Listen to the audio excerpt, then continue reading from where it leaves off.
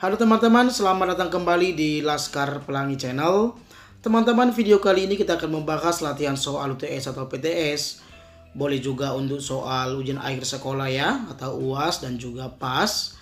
Mata pelajaran PPKN, tema 2, kelas 5 SD, semester 1, kurikulum 2013, dan Merdeka Belajar. Untuk mempersingkat waktu, langsung saja kita akan membahas latihan soal-soalnya. Soal yang pertama, suatu sikap, kesadaran, dan perilaku seseorang untuk melaksanakan tugas dan kewajiban yang seharusnya dia lakukan, baik terhadap dirinya sendiri, keluarga, masyarakat, lingkungan, negara, maupun kepada Tuhan Yang Maha Esa, disebut A. Hak, B. Kewajiban, C. Toleransi, D. Tanggung jawab. Tentu jawaban yang benar adalah D ya, disebut dengan tanggung jawab. Kemudian soal yang kedua, tanggung jawab bersifat A. sementara, B. hayat, C. kodrati, D. permanen. Tentu jawaban yang benar adalah C ya, bersifat kodrati. Bersifat kodrati artinya bersifat atau melekat di dalam diri seseorang. Karena sikap tanggung jawab ini adalah sebuah karakter ya, yang mana karakter itu pasti melekat di dalam diri seseorang. Berbeda dengan kewajiban ya. Tanggung jawab dengan kewajiban itu berbeda. Kalau tanggung jawab itu sebuah kesadaran, tetapi kalau kewajiban itu seakan-akan seperti paksaan karena harus kita lakukan ya.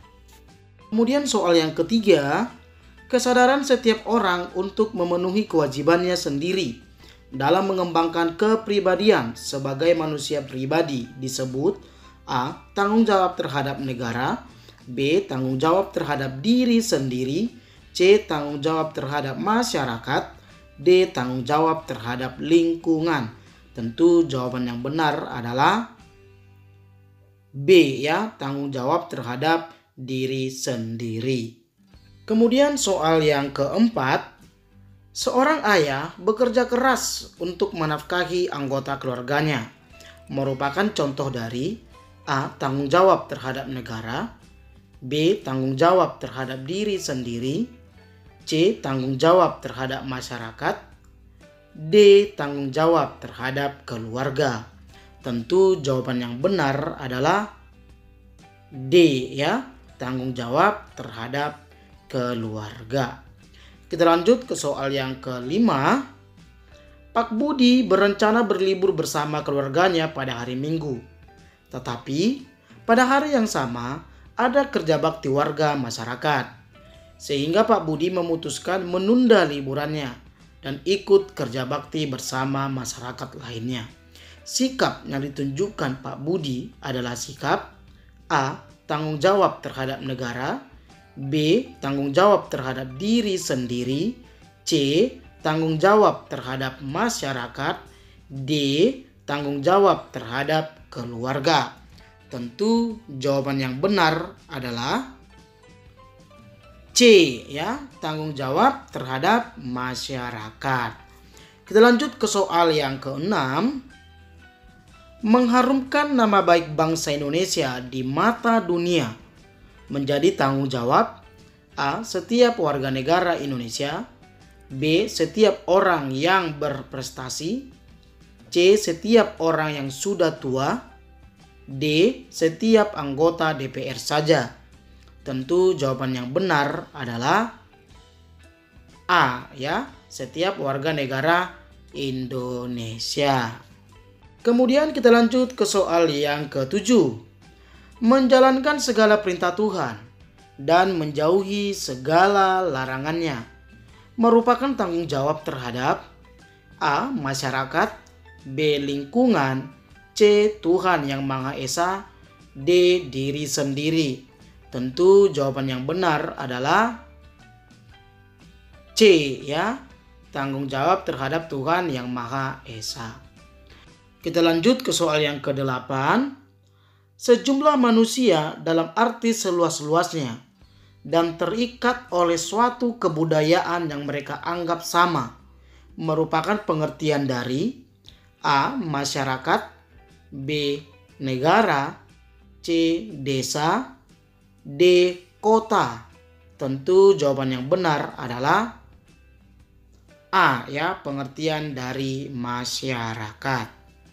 Kemudian soal yang ke-9, di bawah ini tanggung jawab kita sebagai warga masyarakat, kecuali A. menjaga kerukunan antar sesama, B. memiliki sikap persatuan dan kesatuan, C. saling melengkapi antara satu dengan yang lainnya, D. tidak memiliki sikap toleransi. Tentu jawaban yang benar adalah D, ya, kecuali D, yaitu tidak memiliki sikap toleransi. Artinya kalau kita tidak memiliki sikap toleransi berarti kita tidak bertanggung jawab menjaga yang namanya kerukunan antar warga, ya. Kemudian kita lanjut ke soal yang ke-10. Dalam menjaga dan memelihara persatuan dan kesatuan antar warga masyarakat, hendaknya memiliki prinsip-prinsip sebagai berikut, kecuali A. membina keserasian, keselarasan, dan keseimbangan, B. saling mengasihi, membina, dan memberi, C. tidak menonjolkan perbedaan, tetapi mencari kesamaan, D. tidak memiliki pergaulan dengan antar tetangga. Tentu jawaban yang benar adalah D, ya. Tidak memiliki pergaulan dengan antar tetangga bukanlah prinsip-prinsip dalam membangun kesatuan dan persatuan di dalam masyarakat. Kemudian kita lanjut ke soal yang ke-11. Di bawah ini adalah manfaat persatuan dan kesatuan antar warga masyarakat, kecuali A. terwujud kehidupan masyarakat yang serasi, B. pergaulan antar sesama akan lebih rukun dan akrab, C. pembangunan nasional akan berjalan lebih baik, D. pelaksanaan gotong royong akan sulit terselesaikan. Tentu jawaban yang benar adalah D, ya. Pelaksanaan gotong royong akan sulit terselesaikan bukanlah manfaat dari persatuan dan kesatuan. Bahkan jika terjadi yang namanya persatuan dan kesatuan, maka gotong royong yang dilakukan akan cepat selesai dan pekerjaannya akan menjadi lebih ringan, ya. Kemudian kita lanjut ke soal yang ke-12. Segala sesuatu yang secara mutlak harus kita terima disebut A. tanggung jawab, B. hak, C. kewajiban, D. keinginan. Tentu jawaban yang benar adalah B. hak. Jadi hak adalah segala sesuatu yang secara mutlak harus kita terima, ya. Dan itu sudah ada sejak kita lahir ke dunia ini, ya. Contohnya misalnya hak kita untuk hidup, hak kita untuk mendapat kesehatan, dan yang lain sebagainya, ya. Kita lanjut ke soal yang ke-13.